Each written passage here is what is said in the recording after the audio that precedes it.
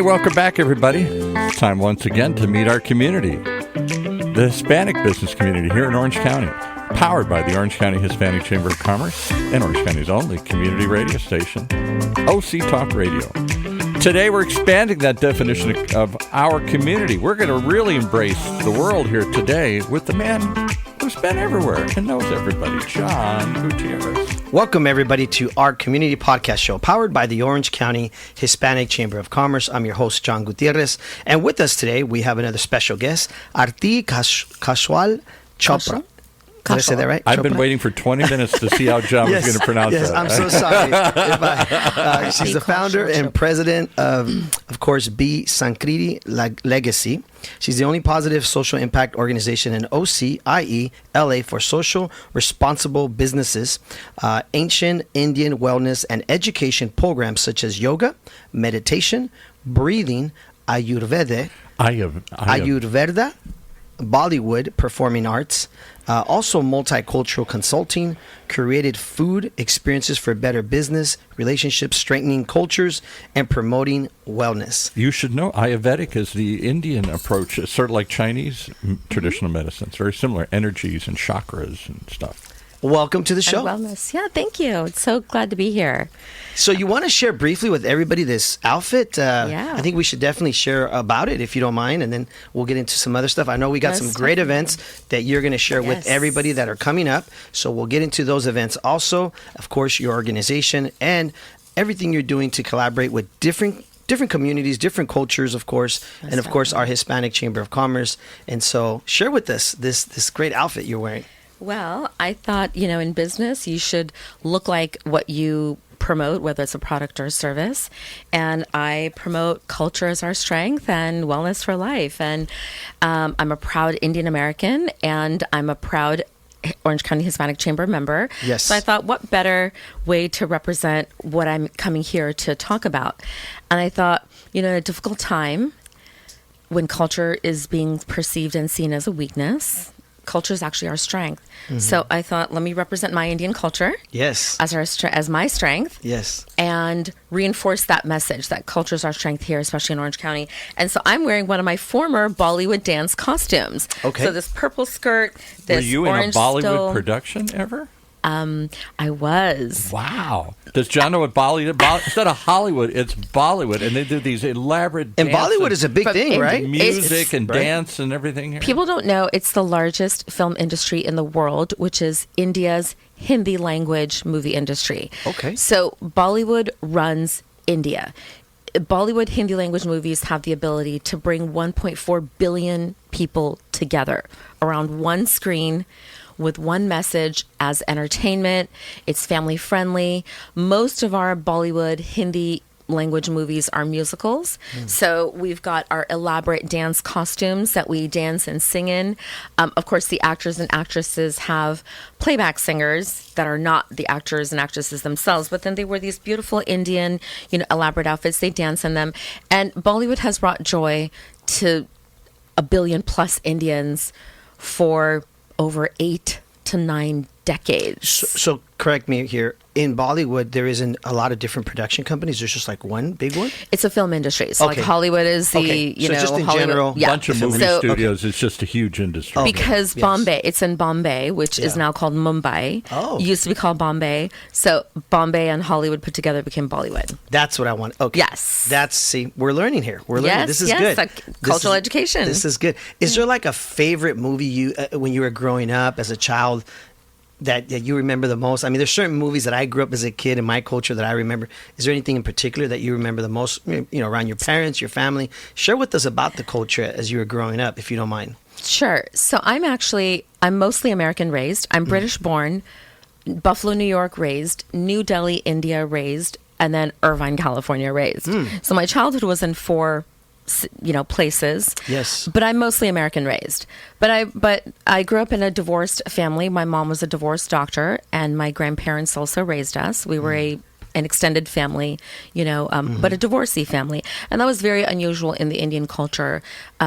back a few decades ago. Was that tough? Like extremely. Because your mom was a doctor, very successful businesswoman, right? I mean, very successful, very good reputation in the community. But she withstood a lot of social ostracizing within our Indian community and even within the family.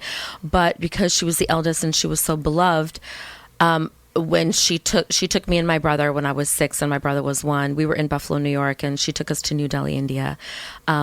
She separated from my father, and then a divorce happened after that. It was very bitter. There was a bitter custody battle, and it was extremely hard. Not many Indian families went through divorce at that time. I mean, typically... So it was very new. In the culture, in the community, it was like...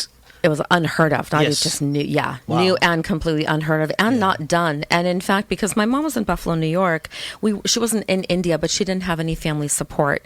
So same thing in England, where I was born. I was a few months. Somebody wants to know if your father was Indian too, or was yes, he both American? My parents are Indian, and I come from the typical doctor, engineer, middle class Indian family. So dad was an electrical engineer, mom was a doctor, but my mom very common. That's why I said I come from the typical doctor engineer. Yeah, that's what I'm saying. For family. People listening, right, that may not know that, that's such a common thing, right? Literally. Yeah. Because I live in Irvine, and most everybody I run into, they're either doctors or engineers, and it's a big Indian community. Exactly. Yeah. Irvine has one of the largest Indian communities in the nation, not just in Orange County or California, but in the nation. Really? Oh, yeah. Every Indian around the world literally knows another Indian in Irvine. Yeah, at my son's school, right there at Northwood High School on Portola, on Saturdays when he has football practice and I'm dropping him off, sometimes they're playing that game. Cricket. Yes. And I've never seen that. That game. I'm sorry. That bat and ball game. Yes, I couldn't remember the game. But it's interesting because I've never gone to a high school and actually seen somebody playing that game, right? So to see it, I was like, I pulled over and I'm like watching them play What it. is this? And I was trying to like understand it, as they were running around. I mean, obviously to me it felt that like English sport that gave birth to baseball. Is that where baseball came from, Paul? Yeah, it's a ball and bat I'm sorry, I don't follow a lot of baseball. Instead of runs. So really? Yeah, and or wickets instead of bases. Wasn't the form? I'm not trying to antagonize you, Han. No, we're not supposed to say Pakistan and India in the same breath here because of the difficulties and fights forever. But my lineage is from present-day Pakistan. So, but wasn't the past president? I've forgotten his name now. The cricket star. I think he was. What was his name? I think he's under indictment now or something. That was in Pakistan. That was Imran Khan. He was a really good player. Oh yeah, star player. Yeah. So in India and that region, typically, stars will become either like you go from modeling to like if you're in the modeling industry, you'll go into the beauty pageant industry. Really? Then from there, from beauty pageant industry, the next step is the Bollywood Hindi language movie industry or the other regional language industries. So Bollywood is Hindi language, which is like in Africa, Swahili is the main language. So in most of India, Hindi is the main language, and I speak, read, write Hindi. And who's the former Miss World that became the superstar? Oh, there are 3 of them. Aishwarya Rai. Oh yes, my God, right. She was voted the world's 100 most beautiful women. Really? In oh her my time. God. Look her up. Yeah, right. Yeah, Aishwarya Rai. And Time's also most influential women back in her day. So that's also the path she went on. So from modeling to beauty queen, beauty pageant. Once you're beauty queen, you kind of go into the Bollywood film industry. And then once you're done with the Bollywood film industry, your years are over, then you go into politics. That typically has been the trajectory of those families. And they're still dynasty families and all that.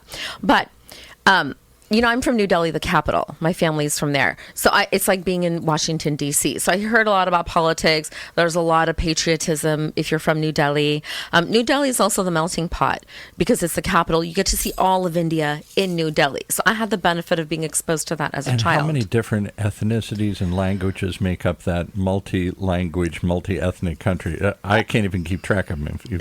India is a continent in and of itself, and oftentimes it's called the Indian subcontinent, which Pakistan was cut out of. Bangladesh as a country was cut out of. Bhutan, Nepal, Sri Lanka, about 100 years ago. Even Afghanistan was cut out of what used to be India. So the whole region is called the Indian subcontinent, and India itself, what's left of it now, each state has its own language, its own food, its own dress, its own customs, and a lot of times the languages are not intelligible. And then within those regional languages, there are dialects. And then within those dialects, if you go to the villages, each village has its own dialect. So we're talking thousands of dialects and thousands of languages. I will tell you, I saw a special once on India, and the one thing that they stood out a lot was all the spices. Right? Look what I brought some for you guys. Oh, check this out, Paul. Come today without spices. She brought food for you. I come with gifts with love from India. Yes. So our traditions. So since you brought up spices, I have something for you guys. It's like a big thing, right? Well, that's what India was invaded and colonized for, only for 1,000 years and counting, until 79 years ago. And they spread that to Thailand, the Thai, the curry spices and everything. Most definitely. So I actually so good. Come bearing gifts. And since you asked about spices, I thought, what better way than to start off our day spicy? I'm dressed all colorful. What is this? Color and spices are why India was invaded by the world and colonized for over 1,000 years. This is called chaat masala. Chunky, actually, the brand is Chunky Chaat Masala. Is this where they make the chicken masala? No, this is one type of chaat masala. I was like, how am I going to represent the Hispanic culture today? And not really represent. It's okay. But focus on the culture. I know. You guys, yes. So this is very strong if you smell it, but this is meant to go on fruit. So I brought something that you can put on fruit, all kinds of fruit. Just like the way it is? Exactly the way it is. Just like how you would use like chile con limon or tajin. So a little bit of lemon and chaat masala goes the distance. Use it sparingly though. But India was colonized, invaded, attacked, occupied for its spices. Because, in the West they couldn't keep their meat good without spices. So spices actually tahine. You mentioned tahine, which I see I go get a Mexican margarita now. They put tahine on the rim. Isn't that an Indian spice? No, that's a Mexican spice. That's a Mexican spice. Tahine. But I tell you, Mexicans and Indians, I keep saying we are so alike. And I'm Punjabi, so the region that I'm from in India is in North India. My whole lineage is Punjabi. My dad is from the Indian state of Punjab in North India. And then Pakistan has also a state of Punjab. My grandparents were from what became Pakistan, so they're on the Pakistan-Punjab side. But 1946 before it became Pakistan. 1946, India got its independence in 1947. In 1946, because they saw what was happening with the British Empire, they were going to leave India, but they left it in ruins, and they left it divided. So the people living in that region of India, which now became Pakistan, or it is now called Pakistan, they moved to New Delhi as refugees in December 1946, seeing the writing on the wall to escape, the big exodus, the big, there were murders. It was not a bloodless independence for India. Because India lost its land to Pakistan and Bangladesh, and there were 5 to 10 million people that had to go across the new border, and my grandparents were one of them. Before it became a border, they came to New Delhi. So I am the grandchild of India's freedom fighters and refugees. So those of us who Repeat that again. That's powerful. Right? I am the grandchild of grandparents. India's freedom fighters. Yes, that says a lot, right? They went through so much. Oh. And nobody really knows India's history and Pakistan's history. It's extremely painful. It's painful for both sides. And media narratives and political narratives won't tell the real story. But because my lineage is from Punjab, which is on both sides in India and Pakistan, and my grandparents are from what became Pakistan, Punjab, they came to New Delhi as refugees. In New Delhi, where I'm from, where my mom's family is from, also from the Punjab side of New Delhi. They're from West Delhi. And isn't West Punjab Delhi, from like up in the northwest? It's in the northwest frontier. Right. So my family's from West Delhi, and West Delhi is where all the refugees, children and grandchildren were born and raised and settled. So my family's from West Delhi, which is Punjab. My dad is from the state of Punjab. My grandparents were originally from what is now Pakistan, Punjab. And it's not Punjab they're still fighting over as recently as a month ago? Yeah. She rolls her eyes. For those of you not watching the show, listening, she just, when Paul asked that, she just heard like, big eye roll. My eye rolls will tell a lot of history. It was like her eyes just went like, Paul, that's a loaded question, Paul. But that's Kashmir. Yeah. So I'm from Punjab. There is some political, differences, I'll say, in Punjab.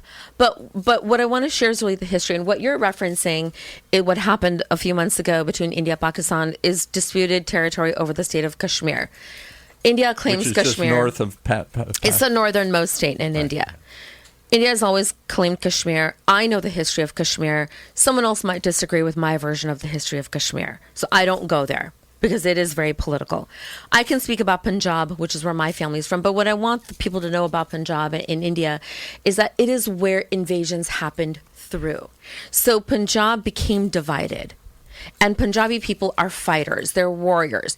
They're very outgoing. They're outspoken. Going back to Alexander the Great. But not so great. That's the first group that came from. I mean, Alexander III was finally stopped in his expansion, worldwide expansion. And it happened through Punjab. It happened through the Northwest frontier. And that's where my family's from. And a lot of us, the majority of people who had to leave what is now became Pakistan, and then when the border was created, they came to New Delhi as refugees. So I don't say it very often, but when I do get the chance, and I'm now sharing my story more publicly, and I want people to know that I am the granddaughter, the eldest grandchild of India's freedom fighters and refugees who are a tough survivor community. Are they Indian still around, community. your grandparents? No. Okay. So my family, most of it's not around anymore. So I lived here in Irvine with my grandparents and my mom and my brother. My grandfather passed away in 2003. My mother passed away in 2012. Wow. And my grandma had to be moved. My grandma was 87 when that happened. And Sorry my to mom hear was that. 64 when she passed away. So my grandma had to be moved. My brother and I moved. Our family fell apart. Our family home fell apart. I still live in Irvine. I'm divorced. I don't have children. I kind of come from a very triumph over trauma family background. Mm-hmm. And my own personal story is also one of triumph over tragedy. Every relationship that I knew fell apart when my mom died in August of 2012. My marriage fell apart. Wow. I couldn't have kids. I went through IVF that month to try to retrieve some eggs, to try to, have my own. That's tough, right? The IVF is really tough. I've seen that extremely a lot recently. A lot of people talking about that, right? Trying to go through that process. It's tough. And these are things I don't talk about very much. But now that I am doing podcast interviews and I am representing the best of my culture, I'm also talking about how my Indian culture saved my mental health and why I'm such a big mental health advocate because of it. Why would you say that? What is it? I mean, I can understand probably why, but share more about that. Why do you feel like the culture aspect? Because you're somebody that at your age knows a lot about your history and your culture. Extremely. And not everybody today, takes that, I guess you could say, road or that pride or that, hey, I want to learn my history. Everybody's so focused on what's in front. Yeah, or future. Right, or the future, the goals, and not so much what happened in the past. Yeah. And you're like a walking encyclopedia. I kind of was raised that way, though. Mm-hmm. And this is where I tell the history of India's partition, it was called.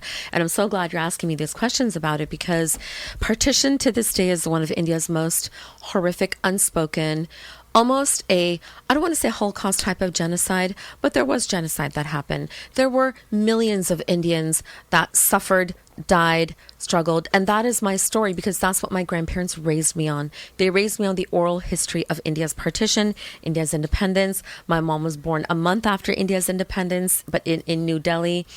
And so these were conversations that were just in every family that went through what my family went through. So did you draw upon the traditions of like yoga and meditation? Most definitely. Mahatma Gandhi and peace and all that? So Gandhi is another controversial, polarizing figure in India, by the way. And there are many sides. Yes, he was a freedom fighter. Yes, he did it through nonviolent means.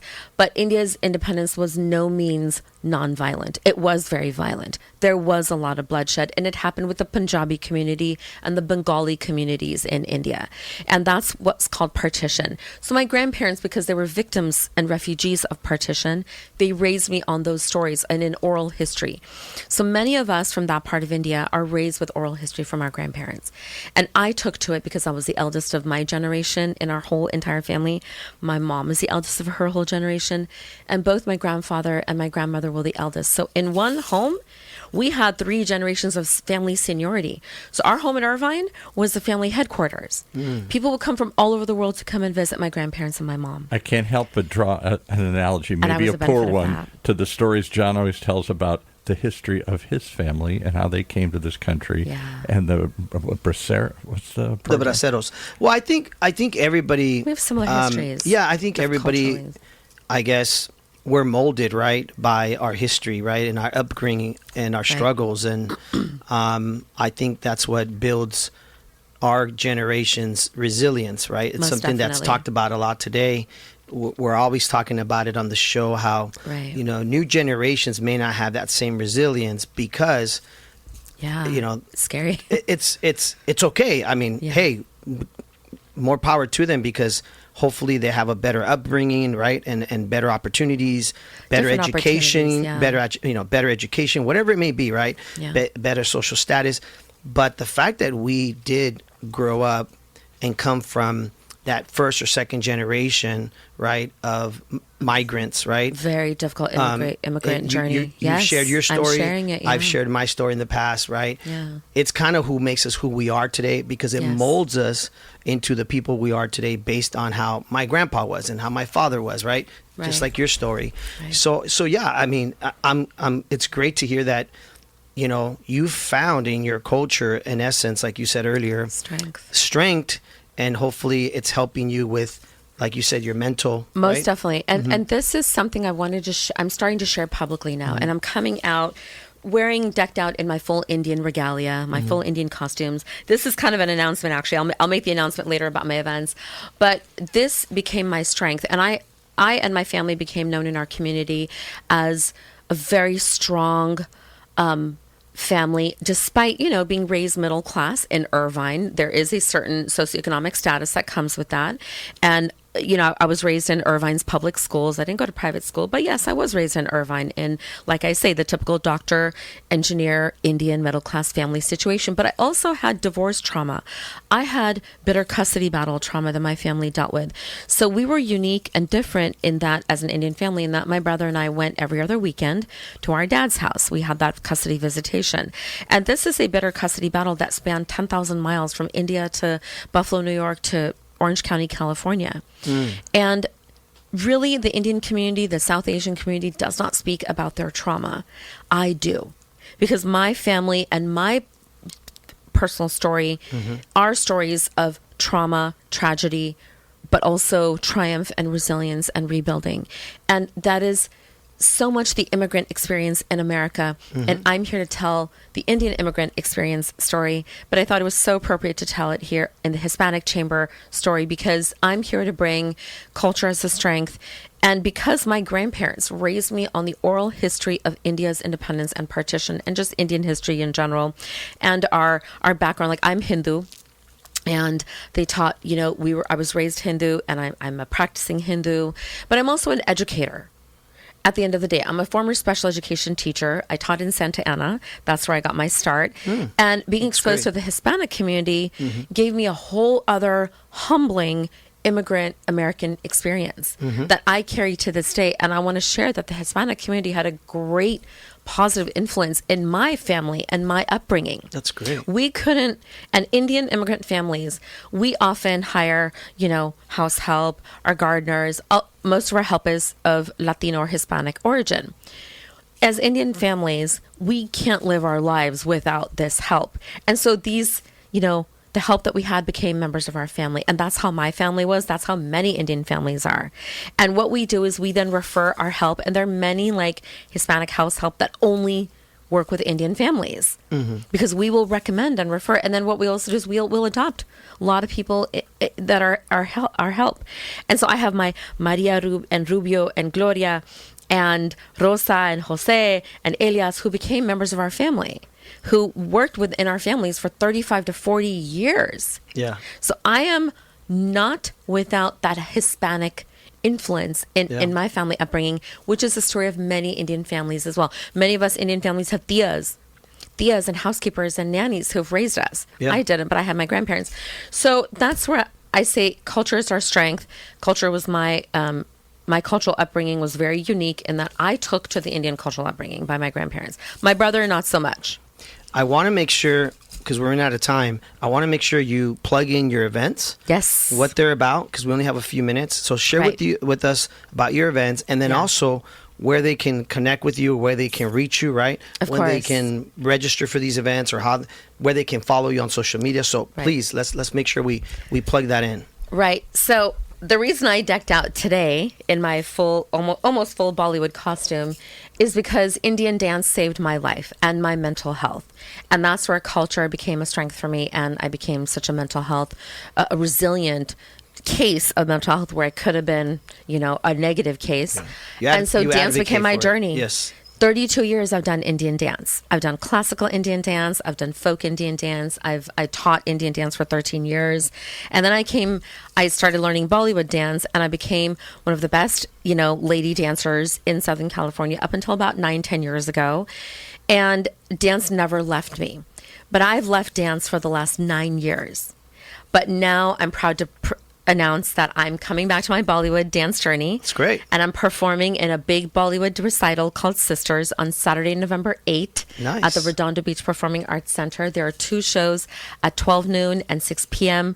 You can reach me on Instagram at Aarti Kaushal Chopra or BE SANSKRITI Legacy. Send me a DM. And let's I'll spell send you that for all everybody. The information. You spit out that name so I did. quickly, nobody's going to... So I'll hold it up, and you can find me on Instagram and LinkedIn and Facebook under my first name, Aarti, which is spelled A-A-R-T-I. Middle name Kaushal, K-A-U-S-H-A-L. Last name Chopra, C-H-O-P-R-A, like Deepak Chopra and Priyanka Chopra Jonas. And also my company name, which is BE SANSKRITI Legacy. So it's the word B, B-E. Sanskriti, which is S-A-N-S-K-R-I-T-I. And then the word legacy. So you can find BE SANSKRITI Legacy on both Facebook and Instagram. Send us a DM. I'll send you all the information for it. How old is the Sanskrit language or writings? I mean, don't they go back millennia? So Sanskrit is actually the world's oldest language. That's what I thought. And if you look at English, there are some English words that come from Sanskrit. And there's some other Arabic words that come from Sanskrit. There are other Romance or Roman-based and Latin-based words that come from Sanskrit. So it actually is the world's most ancient language. And I included the word Sanskriti in the spelling or Sanskrit in the word Sanskriti. Sanskriti actually means traditional, ancient Indian cultural heritage. But by embodying my own Indian heritage, I'm also encouraging others to do the same with their own cultural heritage.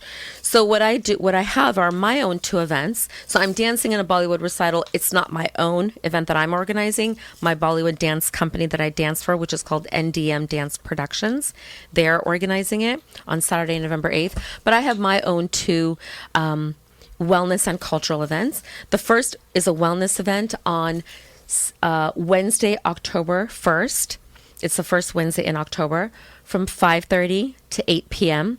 It's going to be in Santa Ana, location almost finalized, and I'm making it a yoga for business event. What is yoga and why and how does it help businesses? And I'm crossing my fingers. I'm hoping to do it in collaboration with Santa Ana City Councilman Phil Becerra. So why yoga? Why am I promoting it? Because yoga is something that is accessible to everyone. Everyone around the world does yoga, meditation, breathing. I'm helping educate people about it and to bring the ancient Indian roots of yoga, meditation, breathing. So that event is Wednesday, October 1st, 5:30 to 8 p.m. in Santa Ana. DM me. I'll give the location. Hopefully we can get a yoga proclamation because City of Irvine gave us a yoga proclamation on June 24th through Council Member William Go. We're very grateful to him. And now I'm just going around to different cities to see, who's open to helping my organization, BE SANSKRITI Legacy, bring yoga for unity, yoga for wellness. I already have interest from an Anaheim City Councilwoman. I don't know whether you know this, but John does yoga. He's a health John does yoga. John is going to do yoga after this. Very if he good. hasn't ever done it before. I'll be and very, breathing. very honest with you guys. I've never done yoga, but if you know my history, I played football, I played basketball, and I ran track. And because of all the sports that I did, especially track, we basically invented yoga. We stretch a lot in track. Well, you guys were inspired by yoga stretches. Let me put it that way. Let me tell you, we invented yoga. I was You were inspired I was by like it. 6 years old in these track clubs. I was super fast. And man, our coaches would make us stretch, no joke, for like an hour. And can I tell you my favorite Yeah. pose? At least the name, I don't really know what it is, but it's called, isn't it Downward Dog? Downward dog. So I'm going. You have to come to my event on the 1st of October. Paul will be there doing yoga. He'll be in his Downward yoga dog. I'm especially tailoring it for men, for male business owners, because a lot of typically you see women doing yoga. So I'm actually reaching out to like males and men and boys because I'm too stiff, I can't do it, I'm not flexible. But you're an athlete. Your kids are athletes. Former athlete. There's a difference. I cannot do. At one point, I could do the splits like easily because of all the stretching. Because of the stretching. Yeah. And that helped for me mentally. It helped let me know I was ready for the game, for the football game, because of that. And I know we're running out of time. What did you bring in this box? Is this for Paul Roberts or something? Because I'm just wondering what's in that blue box. Yeah, so this is our Indian culture, our tradition. We always bring sweets. There you go, Paul. So these are sweets. I told you he loves food. Traditional. He loves Indian food. Anybody brings food. And you know what? And it's our Indian festival season is coming up in the fall. There you go. Our Festival of Lights, Diwali. What is it called?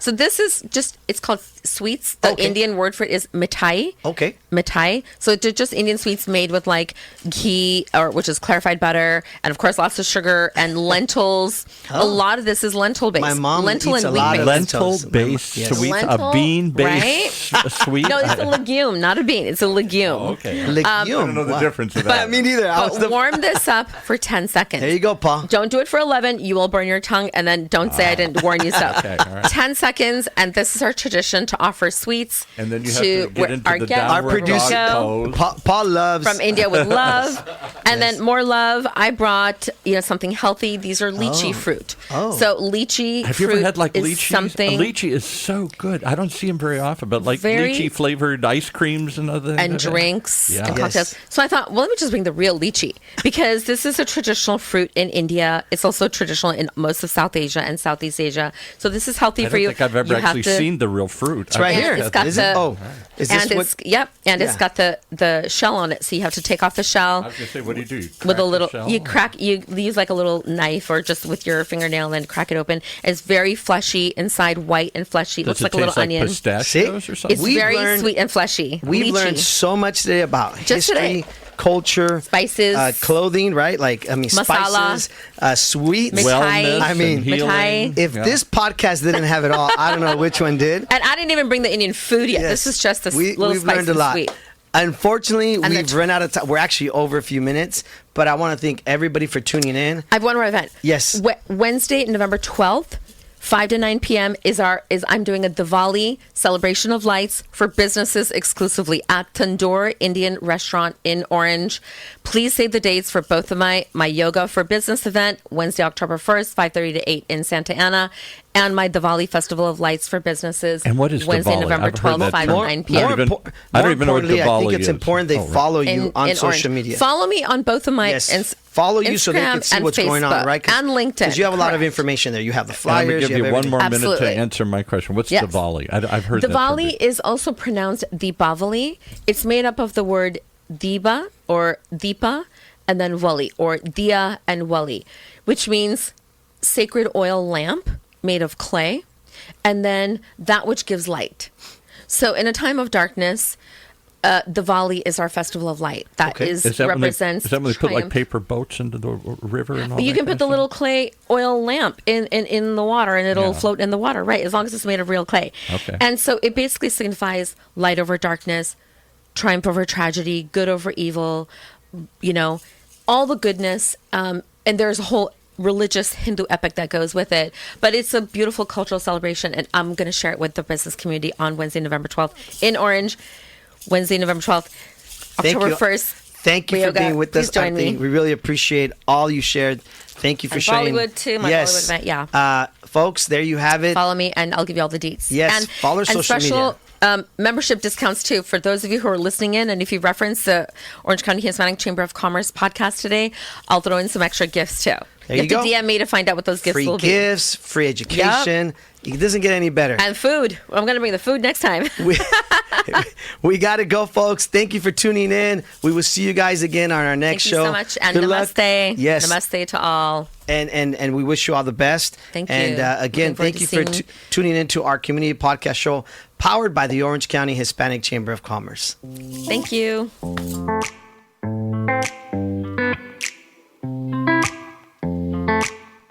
Wow. Well, there was a lot to pack in that day. We really talked about the whole community, our community, right here in Orange County. Powered by the Orange County Hispanic Chamber of Commerce and Orange County's only community radio station. OCTalkRadio, streaming live from our studios here at the University of California, Irvine's Applied Innovation Center.